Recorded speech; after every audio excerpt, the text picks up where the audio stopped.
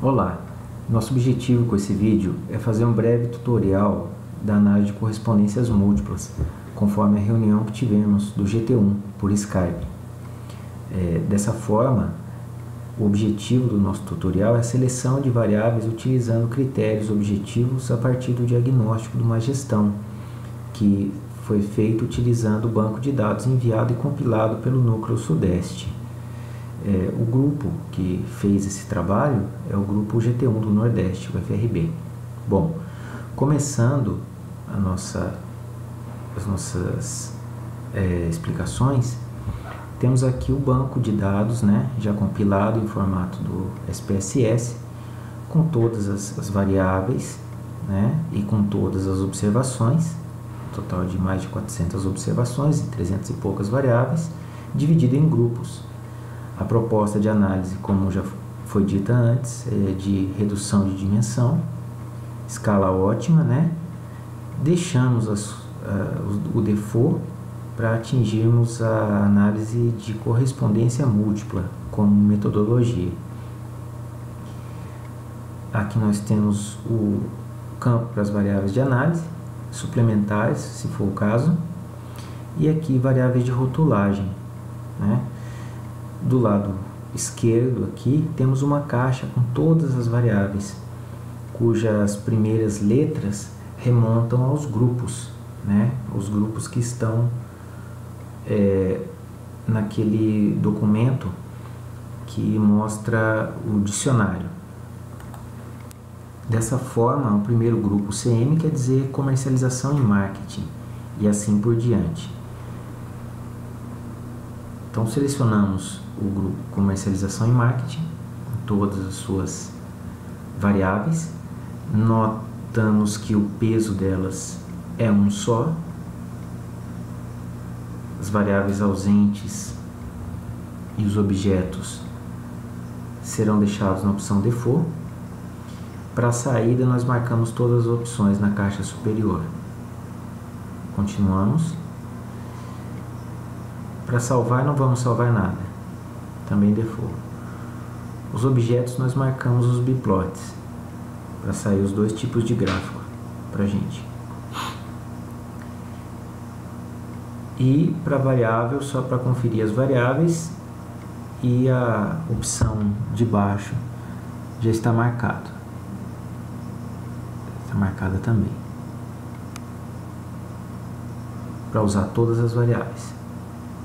Bom, como variável de rotulagem, colocamos a entidade executora, para depois a gente ver como que se dividem as cooperativas.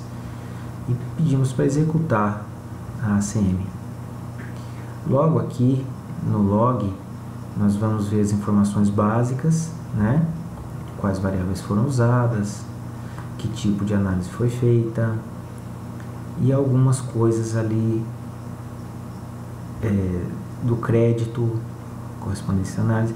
E aqui nós temos um problema, está apontando para uma variável que é 16 do grupo comercialização e marketing, que não é variável, ela está constante, está com todos os valores iguais, então por definição ela não pode ser deixada. Então por esse motivo a gente vai aqui de novo, variável comercialização e marketing 16. A gente volta no arquivo, procura a variável. No momento em que nós encontrarmos a variável, olha ela aqui, nós conferimos. Então todas elas estão com a opção sem pergunta.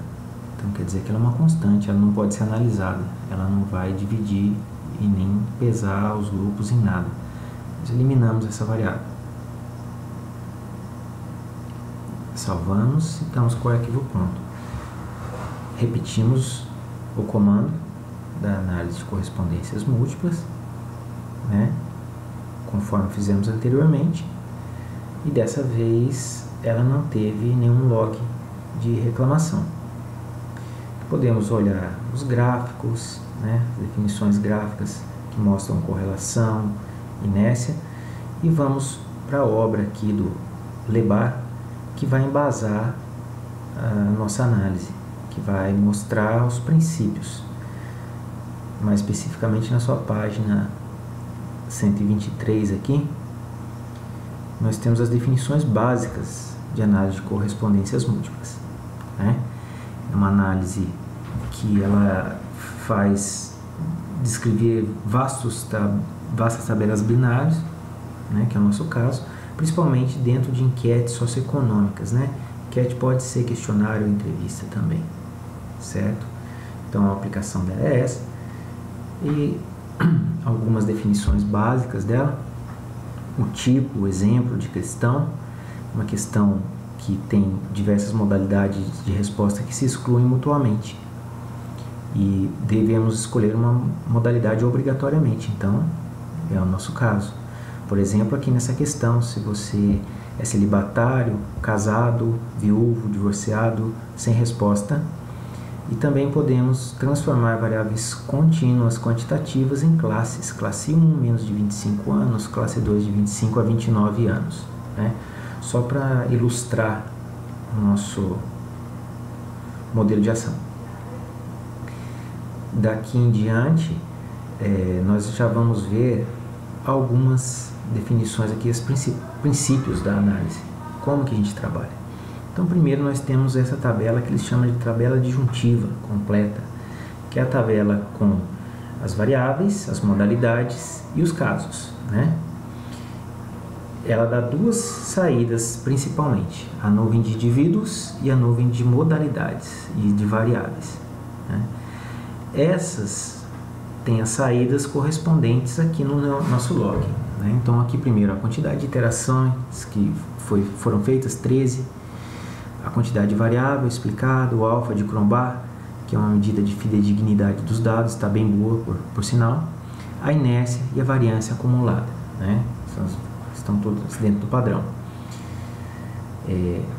Aqui em seguida temos a tabela contendo as correlações, e embaixo os autovalores a cada dimensão. Nós só fizemos para as duas, mas tem até a 13ª dimensão, a 15ª ali no caso. Aqui nós temos as pontuações dos objetos. Quem são os objetos? As cooperativas, né? Essas pontuações são os autovalores, né, em cada dimensão, e com relação aos objetos são os autovetores, né? Então cada objeto tem um autovetor para cada variável. Aqui uma olhada um pouco mais detalhada, né, dos objetos ainda, e a contribuição da inércia do ponto e a inércia da dimensão para o ponto e do ponto para a dimensão, que mostra também uma medida de autovetor. Bom, aqui o que nos interessa, né? Aqui temos os valores das dimensões, as medidas de discriminação para a dimensão 1 e 2, que são as que são usadas para todas as variáveis do grupo comercialização e marketing dentro de cada um dos seus subgrupos. Então, daqui em diante nós vamos olhar, prestar atenção no nosso autovalor e nos nossos autovetores aqui, para a gente utilizar a definição teórica que nos mostrou a pesquisadora, a Kubrusli. A gente pode ver aqui agora. Então, ela aqui faz um breve resumo, né? É possível criar um conjunto de um índice para N objetos segundo M variáveis, que é o que nós temos, né? Temos N objetos e M variáveis. No caso, quando a gente inverteu aqui, o nosso objeto passa a ser a variável. Então, a gente vai criar o índice para ele. Bom, como que é a definição desse índice, né? Seria o autovetor dividido pela raiz quadrada do autovalor, né? O autovetor dividido do autovalor correspondente. Como nós vamos usar a dimensão 1 como base, com 63% de variância explicada, nós vamos dividir, né, cada autovetor de cada uma das variáveis pela raiz quadrada do autovalor.